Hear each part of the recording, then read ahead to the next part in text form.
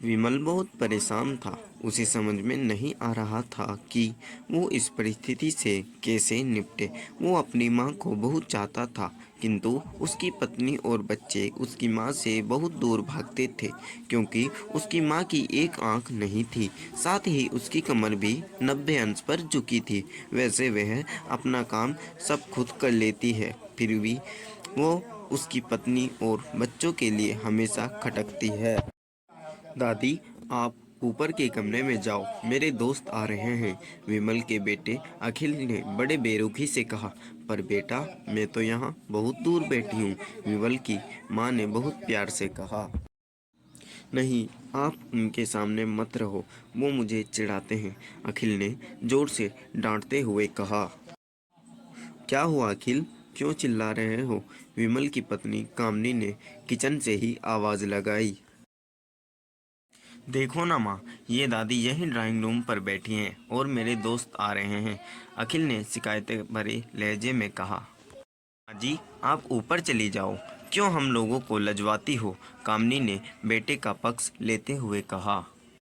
बेचारी सरस्वती चुपचाप उठकर जीने के सहारे ऊपर जाने लगी।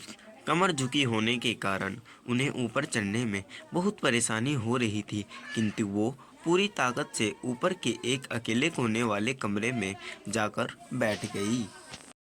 विमल बाजू के कमरे से सब सुन रहा था। उसे कष्ट हो रहा था कि उसकी माँ को अपमानित होना पड़ रहा है, किंतु वो असहाय था। अगर वो कुछ कहता तो पत्नी और बच्चे उसका विरोध करने लगते हैं।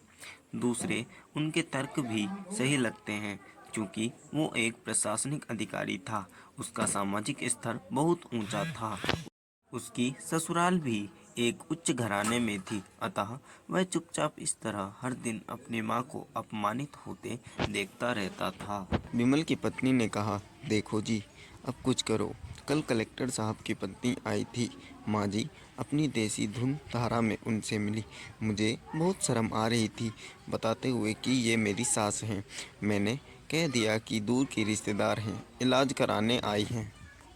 विमल को रोना आ गया, किंतु फिर भी वह चुप रहा। उसे समझ में नहीं आ रहा था कि वो क्या करे। अपने बेटे की मन स्थिति को सरस्वती अच्छी तरह से जानती थी और बेटे को कोई कष्ट ना हो, इसलिए वो हर बात को चुपचाप सह लेती थी। विमल बहुत उदास रहने लगा।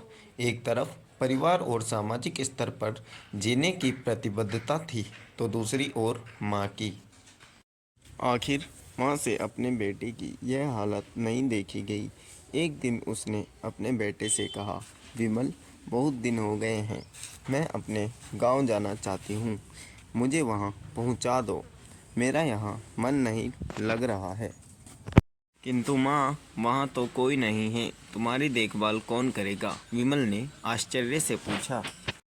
अरे, सब गांव वाले तो हैं, और वो तुम्हारे मामा जी तो उसी गांव में रहते हैं, और फिर हम सारी व्यवस्थाएं कर आएंगे ना।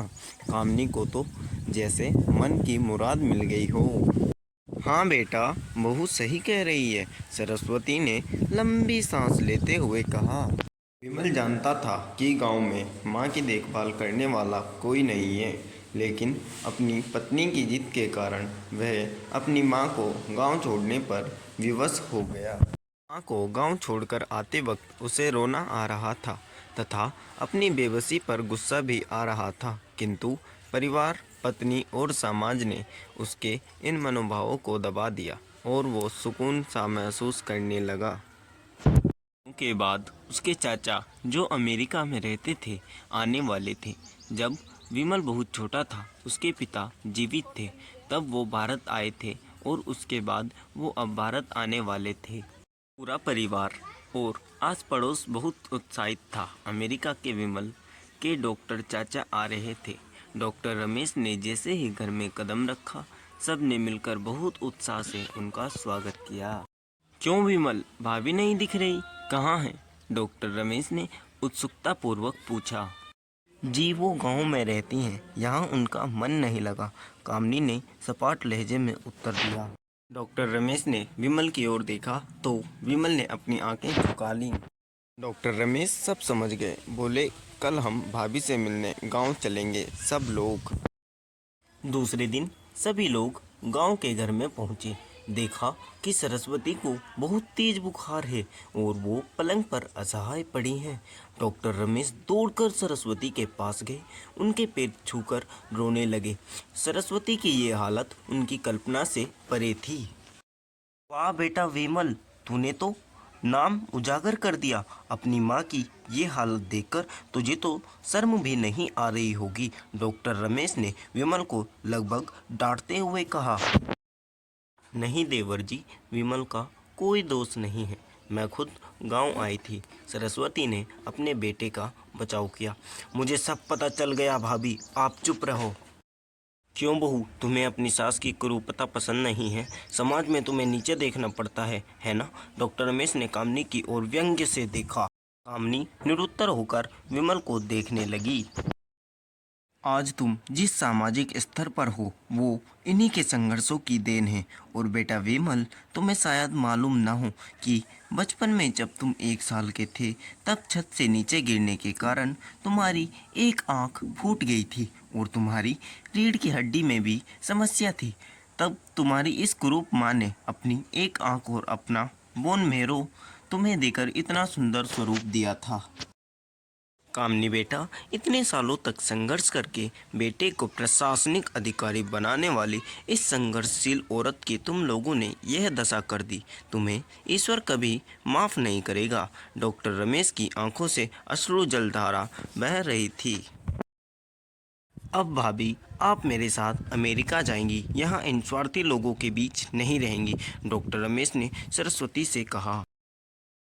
विमल को तो काटो तो खून नहीं था। डॉक्टर रमेश जो उसके चाचा थे, उन्होंने जो राज बताया उसके बाद तो विमल को यही लग रहा था कि उससे ज़्यादा पापी इंसान इस दुनिया में कोई और है ही नहीं। वह दौड़ता गया और माँ सरस्वती के कदमों से लिपट गया। माँ, मेरा अपराध अक्षम्य है। मैं जानबूझकर चुप्पी साधे रहा, आपका अपमान करवाता रहा। अब सिर्फ आप ही उस घर में मेरे साथ रहेंगी और कोई नहीं। विमल ने आग्नेय में दृष्टि से अपनी पत्नी और बच्चों को देखा। कामनी को भी बहुत पश्चाताप हो रहा था, किंतु उसकी हिम्मत नहीं हो रही थी कि वो सरस्वती से आंख मिलाए। सरस्वती ने कामनी की मन स्थिति को समझकर उसको पुचकारते हुए अपने पास बुलाया और विमल को डांटते हुए कहा, खबरदार, जो मेरी बहू को मुझसे अलग करने की कोशिश की तो तुझे ही घर से बाहर निकाल दूंगी। कामनी और बच्चों ने सरस्वती के पैर पड़ते हुए अपने व्यवहार पर माफ़ी मांगी और माँ के हृदय ने सबको माफ़ कर दिया। Thanks for watching. अगर आपको वीडियो अच्छी लगी हो तो लाइक एंड सब्सक्राइब ज़रूर करें।